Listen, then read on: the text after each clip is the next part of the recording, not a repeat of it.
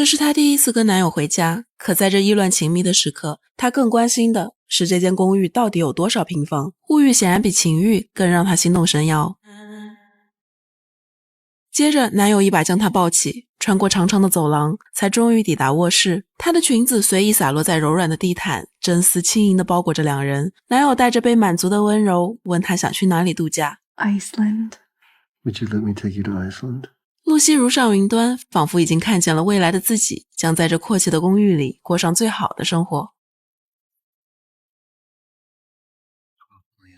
男友的家底、外貌和身高都满足露西对未来老公的标准，可此时她并不知道，在男友身上藏着一个不可告人的秘密，而这也彻底改变了她的人生。原来露西是纽约的顶级红娘，在她眼里，所有客户都是可以量化的数据，只要数据匹配，爱情就会发生。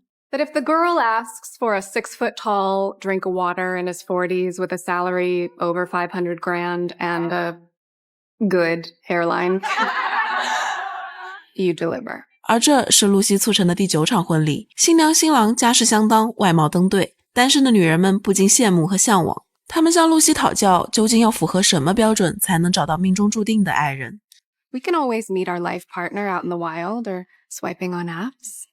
But the happy ending to a first date, that's not the second date.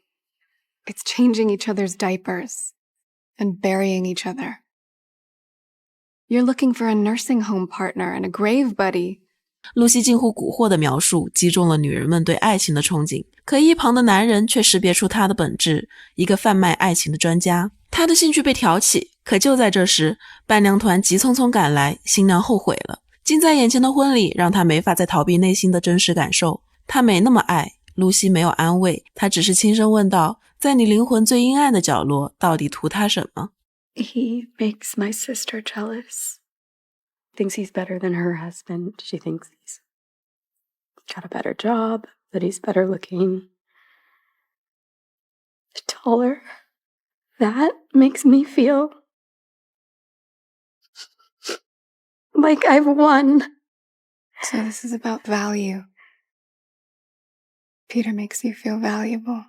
新娘恢复了理智，这一点足够她踏入婚姻。露西就这样挽救了这场婚礼。仪式过后，男人主动坐在了露西身边，他叫哈利，是新郎的哥哥。他称赞露西刚才的话术很精明，在他的包装下，相亲不再是沮丧的，而是通往爱情的最佳途径。哈利很好奇，做红娘到底是什么感受？ It's like working at the morgue or an insurance company. In what way? 6'2", 5'6", skinny, fit, fat, white, black, Asian, doctor, lawyer, banker, $100,000, $200,000, $300,000, smoker, non-smoker.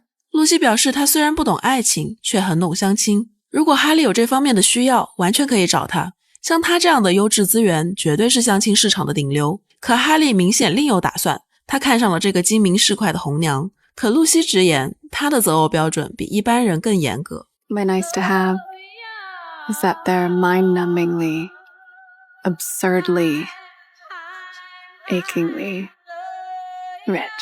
然而这时有人打断了他们的谈话，露西惊讶地发现那人竟然是自己的前男友约翰。他在晚宴上做服务员，几年未见，两人的处境天差地别。约翰的演员事业依旧没有起色，如果用相亲标准衡量，他一定是淘汰货。可露西看他的眼神一如既往。 I missed you. Yeah. You don't even remember my face. 露西举起一只手，描绘着他脸庞的轮廓，而约翰在这一刻才敢把目光落在他身上。他小心翼翼地凑近，近到能嗅到他身上熟悉的味道。 Missed you too. 婚宴过后，约翰送露西回家，开的还是那辆熟悉的破车。 Smells the same. 露西还记得他上次坐这辆车时，他们正准备去庆祝恋爱5周年的纪念日。他提前在高级餐厅订了位，可约翰却嫌弃市中心停车太贵，兜了一圈又一圈。他斤斤计较，抱怨露西的安排。露西一直以来的忍耐到了头，她活成了父母的翻版。 I don't want to hate you because you're poor, but right now I do, and it makes me hate myself. 两人在大街上争吵，身后的车还在鸣笛催促。在这样的窘迫和崩溃中，他们的感情走到了尽头。 And it's not because we're not in love. It's because we're broke.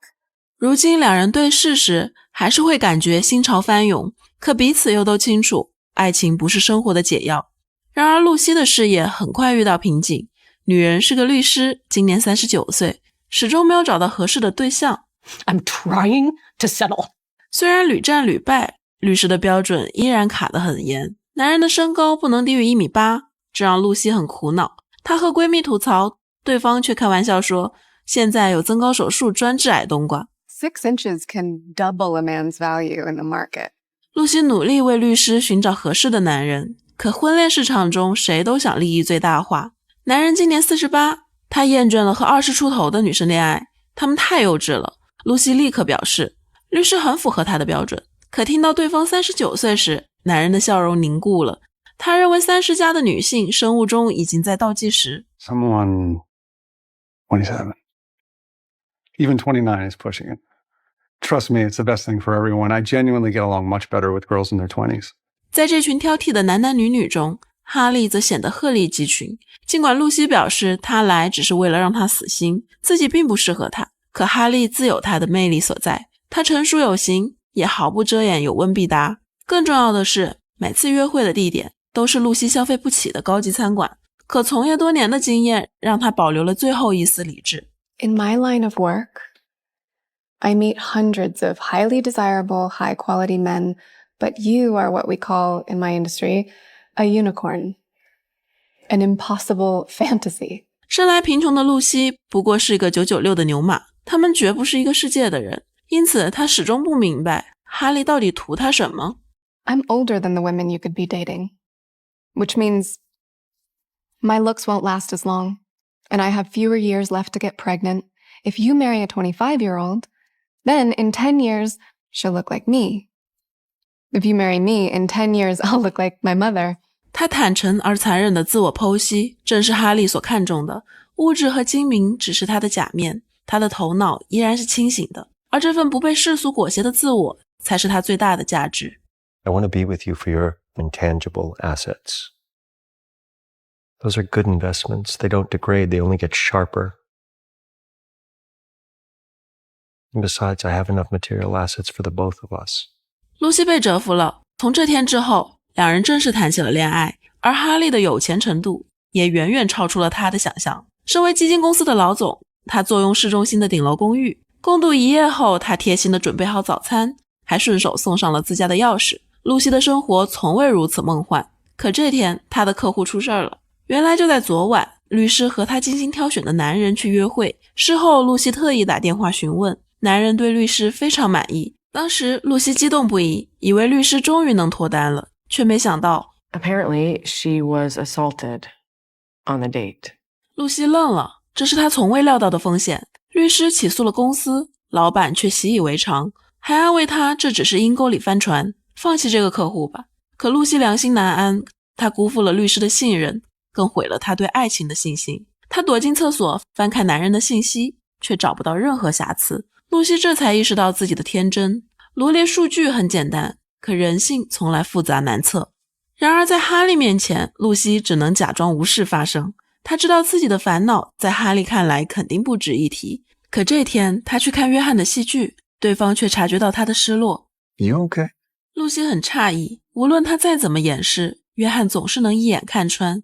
从这天之后，露西丧失了以往的工作热情。女人给出整整3页的相亲标准， I mean, look at me. I'm a catch. 露西的忍耐到了极限。 And all I can hope to find for you is a man that you can tolerate for the next 50 years, who likes you at all. And you are not a catch, because you are not a fish. 露西被投诉了，女人直接申请了退会，可露西毫不在意。她厌倦了做红娘，也恨透了这帮人功利到底又极致虚伪的本性。老板理解她的受挫，好心给她放了1个月的假，让她和哈利出去散散心。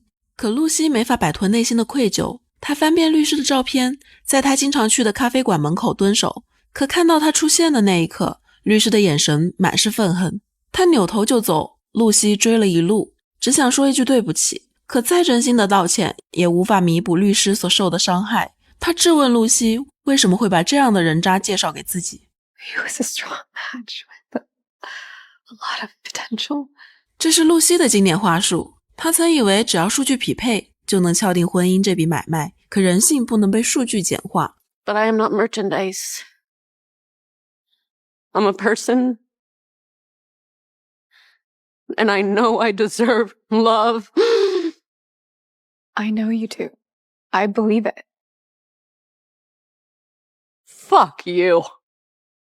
Pimp. 律师失望而痛苦的眼神深深刺痛了露西，她内心涌起无限的自责和后悔。可就在这时，她收到了自己的护照，哈利准备带她去冰岛度假，可她心绪难平，沉浸在失落中无法自愈，而唯一能与之倾诉的人只有约翰。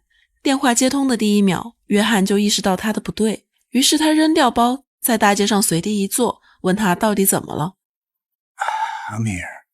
听到他熟悉的声音，露西不再强撑，她把所有的糟心事全部吐露出来。约翰像过去那样静静倾听和陪伴，可接着他提出要不要过去陪你，露西却拒绝了。他略带歉意地表示自己一会儿还要去哈利家。一句话打破了短暂的温情。约翰是露西脆弱时的安慰，却没法成为她后半生的选择。露西也始终确信哈利是更好的选择，直到出发前一晚，她在哈利的行李箱里发现一枚钻戒，内心的反应做不了假，她没有如预料中狂喜，而是整夜辗转难眠。可接着她注意到哈利的腿上有手术留下的痕迹。睡梦中的哈利被惊醒，他仿佛秘密被撞破，怒气冲冲走出了卧室。露西猜到了真相，而哈利也只好承认，8年前他和弟弟一起做过断骨增高术， Changed our lives. 这是他做过最划算的投资，他的身价因此倍增。可这事儿却让露西弄清了自己的感觉，太理智的人无法相爱，他总在计算两个人的匹配程度，却忽视了他们之间并没有爱，那种自然而发的心动和火花永远无法用数字衡量。 But we're such a good match. You don't want to marry me. You want to do business with me, just like I want to do business with you. But isn't marriage a business deal? Yes, it is. But love has to be on the table. 哈利沉默了，他拥有一切，却唯独丧失了爱人的能力。他宁愿用谈生意的方式走入婚姻，也不想应对爱情的难测和异变。 You won't when you love someone. It'll be easy. No math. 两人和平分手了。哈利自嘲地提起自己之前才1.67米，手术帮他增高了足足13厘米。说着，他慢慢半蹲下去，戏谑地问道：如果自己只有这么高，还是露西眼中的独角兽吗？露西终于醒悟，原来完美如哈利也不敢袒露真实的自我，而那些在情海中苦苦挣扎的人之所以那么挑剔，会不会是因为他们恐惧无条件的爱和接纳并不存在。由于原定的出行计划，露西转租了自己的公寓，她习惯性地向约翰求助，可他来得太突然。约翰和人合租，房间里一片狼藉，约翰不想让露西撞见自己的窘迫，便提议不如自驾去郊区，随便找个旅馆落脚。两人就这样踏上了旅程。在这辆破车里，旧时光仿佛在这儿停留。露西觉得约翰从没变过，总会在他低谷时托底。然而接下来他们偶遇了一场婚礼，新人沉浸在新婚的喜悦中，露西却似乎看见了他们的结局。爱情的起点总是充满期待和憧憬，可总有那么一天，现实杀死了爱意，在相看两生厌的消磨中，最终留下一声结果都那样的叹息。 Why does anybody even get married? Because people tell them they should. And because they're lonely. And because they're hopeful. 而现在，露西似乎成了那个心存幻想的人。她和约翰换上礼服，偷偷溜进婚礼晚宴。他们依偎在彼此的肩膀，感受着熟悉的温度和气息。在缠绵悱恻的情歌中，他们像过去那样拥吻。可这个吻留给约翰的只有无尽的心痛。